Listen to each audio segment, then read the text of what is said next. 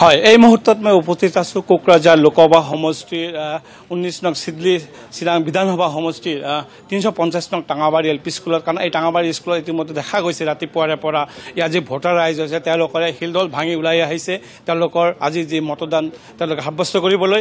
আৰু বিশেষকৈ টাঙাবাৰীৰ এই ভোটকেন্দ্ৰটো আজিৰ দিনটো বিশেষত্ব হৈছে যে এই ভোটকেন্দ্ৰত যিগৰাকী কোকৰাঝাৰ লোকসভা সমষ্টিৰ NDA প্ৰাৰ্থী জয়ন্ত বসুমতাৰী তেখেত হৈছে এইখন ভোটকেন্দ্ৰত ভোটদান প্ৰদান কৰিছে। কিছু সময় আগতে ইয়াতে দেখা গৈছে যে যিসকল ৰাইজ আছে ইয়াতে শিলডল ভাঙি ওলাই আহিছে আৰু তেওঁলোকৰ যি ভোটদান পৰ্ব তেওঁলোকে ইয়াতে অংশগ্ৰহণ কৰিছে।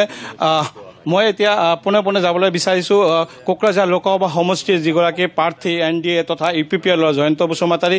মই তেখেতৰ পৰা আজিৰ দিনটো তেওঁৰ যি প্ৰতিক্ৰিয়া মই জানিবলৈ চেষ্টা কৰিছোঁ। এয়া হৈছে কোকৰাঝাৰ লোকসভা সমষ্টিৰ প্ৰাৰ্থী জয়ন্ত বসুমতাৰী। তেখেতে কিছু সময় আগতে তেখেতে নিজৰ ভোটদান সম্পন্ন কৰিছে। মই তেখেতৰ প্ৰতিক্ৰিয়া জানিবলৈ মই যত্ন কৰিছোঁ।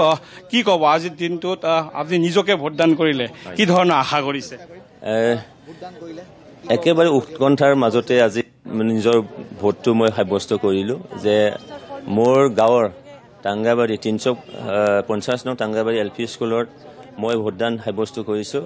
কোকৰাঝাৰ লোকসভা সমষ্টিৰ যিটো মই বাসিন্দা, কোকৰাঝাৰ লোকসভাৰ প্ৰাৰ্থী মই ভোট দিব লাগে আৰু সেই প্ৰাৰ্থীজন মই হোৱাৰ কাৰণে মোৰ বহুত আনন্দ লাগিছে যে আজি মোৰ জয়ীৰ কাৰণে মই নিজৰ ভোটটো সাব্যস্ত কৰিছোঁ আৰু সেই বিজয় একেবাৰে নিশ্চিত। আপোনাৰ মূল প্ৰতিদ্বন্দ্বী কোন হ'ব পাৰে আজিৰ দিনটোত?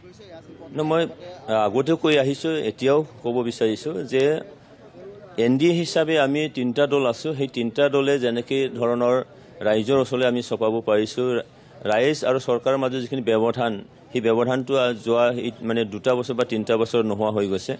আৰু যেনেকৈ NDA হিচাপে আমি ৰাইজৰ মংগলৰ কাৰণে উন্নতিৰ কাৰণে যিবোৰ আঁচনিবোৰ লৈছে সেই আঁচনি যিবোৰ একেবাৰে শেষৰ ব্যক্তিজনকে গৈ পাইছে, তেনে ক্ষেত্ৰত ৰাইজ NDAৰ মানে সলনি কোনোবাক মানে চুইচ কৰিব সেইটো মই দেখা নাই। সেইকাৰণে মোৰ বিজয় নিশ্চিত যে মই 70% ভোট লাভ কৰিম আৰু প্ৰায় 3 লাখতকৈ বেছি ভোটত জয়ী হ'ম। সেইটো একদম ধ্ৰুৱ সত্য।